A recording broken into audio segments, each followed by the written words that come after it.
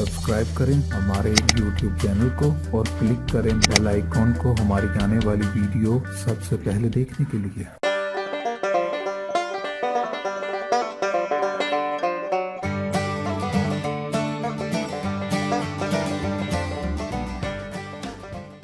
नाजरीन, मैं आपको अपने कुकिंग चैनल में खुश आमदीद कहती हूँ और उम्मीद करती हूँ कि आप सब खैरियत से होंगे। आज मैं आपको अंदरसे की गोलियां यानी मीठे पकोड़े बनाने का तरीका बताऊंगी। लेकिन इससे पहले आपने हमेशा की तरह मेरी वीडियोस को लाइक करना है, फ्रेंड्स एंड फैमिली के साथ शेयर करना है और जिन्होंने मेरा चैनल सब्सक्राइब नहीं किया वो प्लीज प्लीज मेरा चैनल सब्सक्राइब करें ताकि आप मेरी वीडियोस को सबसे पहले देख सकें। अब मैं आपको अंदरसों के इंग्रेडिएंट्स बताती हूँ। मैंने सबसे पहले 250 ग्राम यानी कि 1 पाव चावल लेकर इसको साफ कर लिया। साफ करने के बाद इसको 3 से 4 घंटे पानी में भिगो दिया। भिगोने के बाद मैंने अब इसके अंदर से पानी सारा निकाल लिया है। ये भीगे हुए चावल है। इसके बाद 1 कप पानी सादा और साथ में चीनी आधा कप। आपने जो चीनी है वो हस्बे ज़रूरत या हस्बे जायका इस्तेमाल करनी है। अब मैं आपको बताती हूँ। अब हम चावलों को ग्राइंडर में पीस लेंगे। आप चावलों की जगह चावलों का आटा भी इस्तेमाल कर सकते हैं। अब मैं इन चावलों को उठाकर ग्राइंडर में या जग के अंदर इसको डालूंगी। या मैंने जग के अंदर सारे चावल डाल लिए हैं। इसके साथ ही अब मैं ये चीनी भी इसके अंदर शामिल कर रही हूँ। अब इसको ग्राइंड करने के लिए मैं इसके अंदर पानी भी शामिल करूंगी।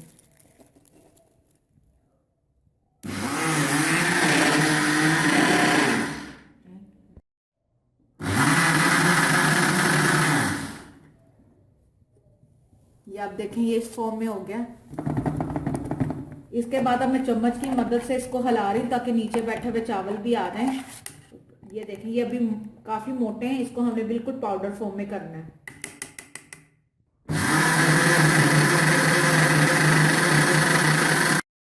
मैंने चावलों को भिगोकर इसको ग्राइंड कर लिया है, लेकिन ये पतला है। इसमें अब मुझे सख्त डो चाहिए अंदरसे के लिए। मैं इसको सख्त करने के लिए इसके अंदर चावलों का आटा डालूंगी। अब चावलों के आटे में मैं 1 चम्मच बेकिंग पाउडर डालने लगी हूँ। खुशक चावलों में आटे में इसलिए बेकिंग पाउडर डालने लगी हूँ कि ये अच्छी तरह मिक्स हो जाए।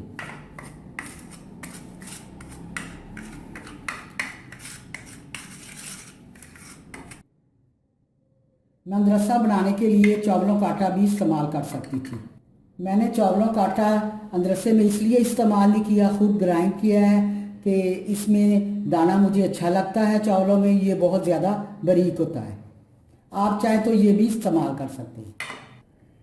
अब मैं थोड़ा थोड़ा करके इसमें डालूंगी ताकि डलियाँ ना बन जाए और डो भी मेरी अच्छी बन जाए और सख्त बन जाए।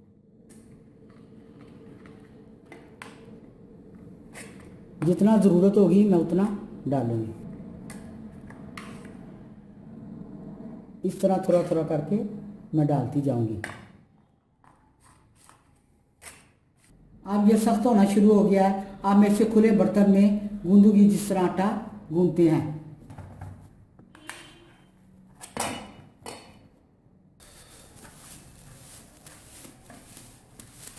इसको इस तरह मसल लेना है। ये देखिए बर्तन भी बिल्कुल साफ हो गया और आटा डो भी हमारी तैयार हो गई अंदर से। अब मैं इसमें थोड़ा सा दूध इस्तेमाल करूंगी। आप दूध के साथ भी इसको ग्राइंड कर सकते हैं, पानी की बजाय। पानी ना डालें, दूध डाल लें। अब मैं इसको 20 मिनट के तक रख दूंगी ऊपर दाना का।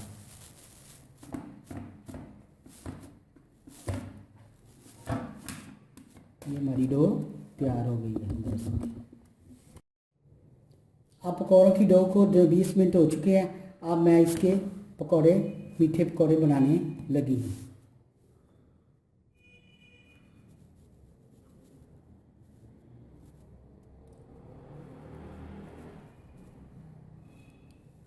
आप इस तरह का भी बनाकर इसको इस तरह कर सकते हैं।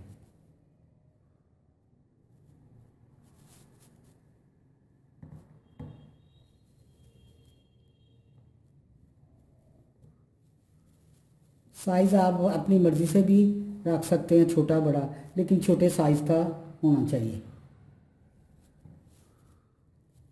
अंदर से कच्चा नहीं रहेगा। अब मैं इसको तिल लगाने लगी हूँ। ये देखिए,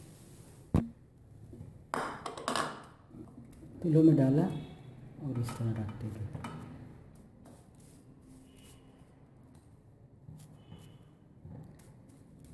इस तरह आपने बारी बारी में सारे को लगा देंगे, तिल लगाती जाऊंगी। आप फ्राई पैन में ने ऑयल डाल दिया है, ये अब गर्म हो रहा है।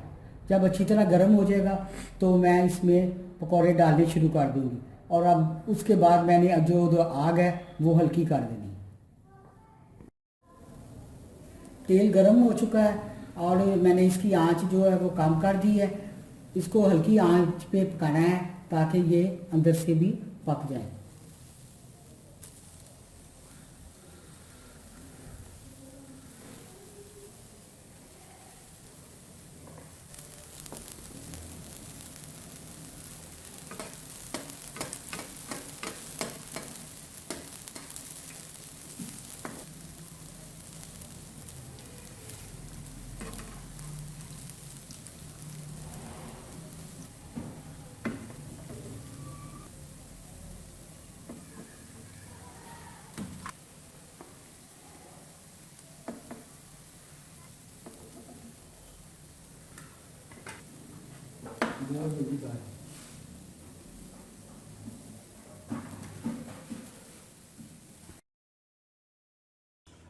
ये देखें, अब हमने इसको डिश आउट कर लिया है।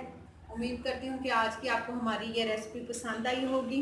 इसको घर में ज़रूर ट्राई करें। इंशाल्लाह एक बार फिर नई रेसिपीज़ के साथ आपकी खिदमत में हाजिर होंगे। लेकिन जाने से पहले हमेशा की तरह मेरी वीडियोस को लाइक करें, फ्रेंड्स एंड फैमिली के साथ शेयर करें और मेरे चैनल को सब्सक्राइब करना मत भूलें।